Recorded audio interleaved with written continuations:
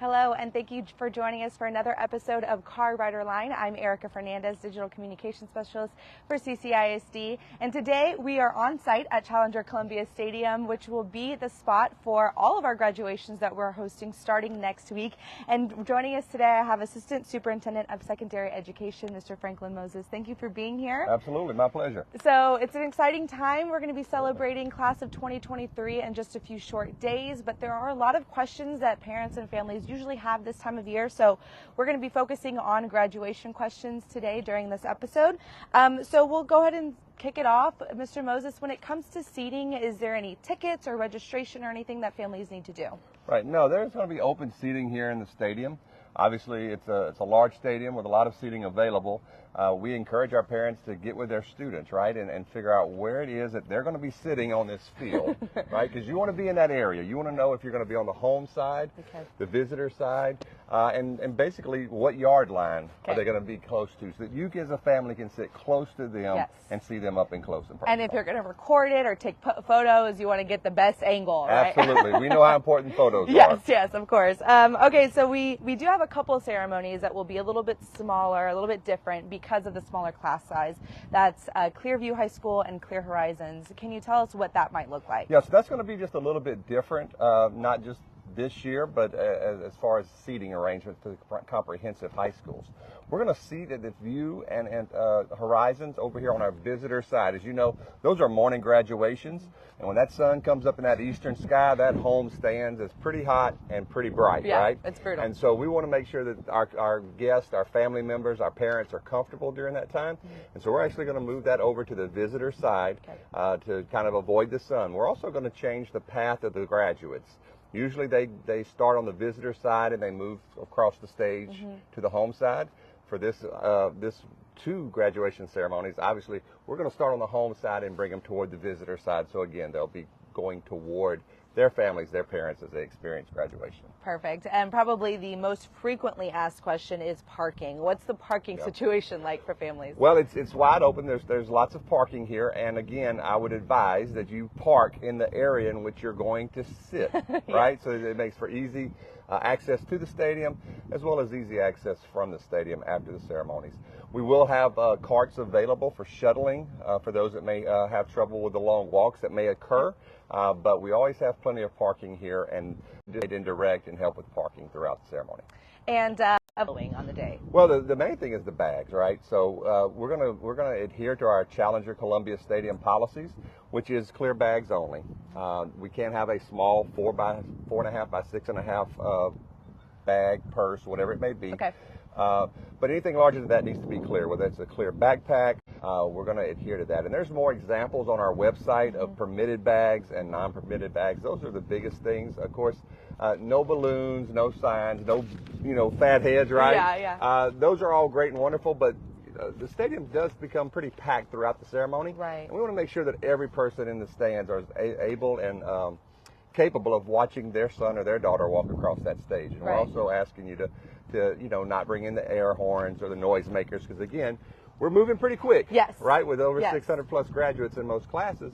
And so those names are going to be called pretty quickly. And if a horn goes off or a noisemaker, we may not be able to hear a student's name, which is very, very important. Right. Every family's there to celebrate their student, so we want to make sure everybody's We want it to be a great experience for every family, because they're usually there for one student, and that's what they want, and we want to make sure it's a good experience for them. Today is a beautiful day, but we can't promise that that'll happen every day next week for every graduation ceremony. So in the event of a severe weather threat, what are you guys doing to kind of prepare for that, and what are the steps that we'll take if we need to reschedule or anything like that? So we're monitoring already. We're looking at the forecast. We know it could change at any time, obviously, but we're looking at it then. We're looking throughout the day of potential issues, weather delays, things of that nature. We'll be communicating that out, pushing that communication out to our parents as well as our staff of any changes that may come. Of course, we know how important this day is, and we want it to be as perfect as possible. We also understand that people are flying in, right?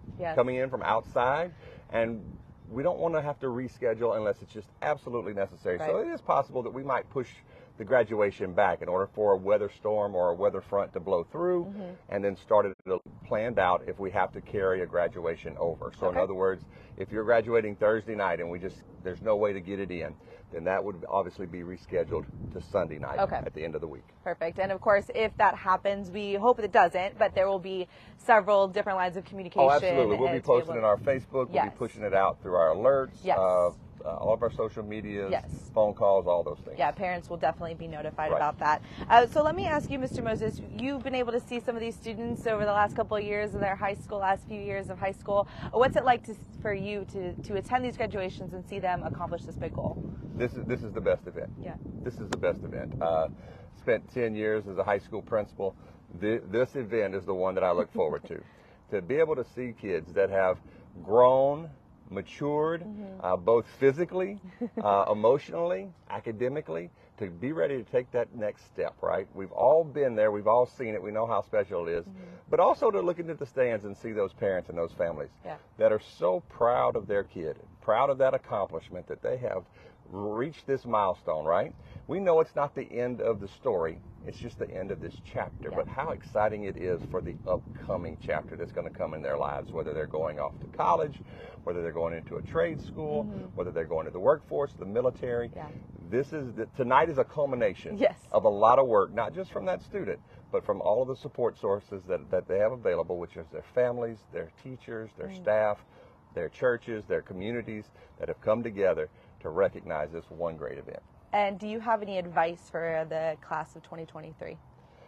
Take it all in. Take it all in, because you get one of these in a lifetime. You get one high school graduation in a lifetime, and take it all in. Reflect. Reflect back on your experiences over the past 13 years. Those teachers and those adults that have invested in you, put their time, their effort, their energy into you. And that night that you're walking across the stage is the payoff for the dividends, right, of the investment that was made. So reflect on that. Think about it. Realize that you are not just representing your school and the colors and the mascot and all that, but you're also honoring your family and how important that is, that they have also invested in you to get you to this point. And then from there, the sky's the limit. Shoot for the moon and go for everything it is. Anything is possible for anyone. All right. Well, thank you, Mr. Moses. We appreciate all of the advice and information you provided today for graduation ceremonies. Again, they kick off next week. We're excited to celebrate all of the class of 2023. If there's any other information we may have missed or questions you still have, you can go to ccisd.net/graduation, where there's some frequently asked questions and a little bit more information, dates, time, location, all of them here, about all the graduation ceremonies you can find on our website. Anything else you want to mention? We're super excited. We can't wait to get to Tuesday night for that first graduation. We're keeping our fingers crossed for great weather.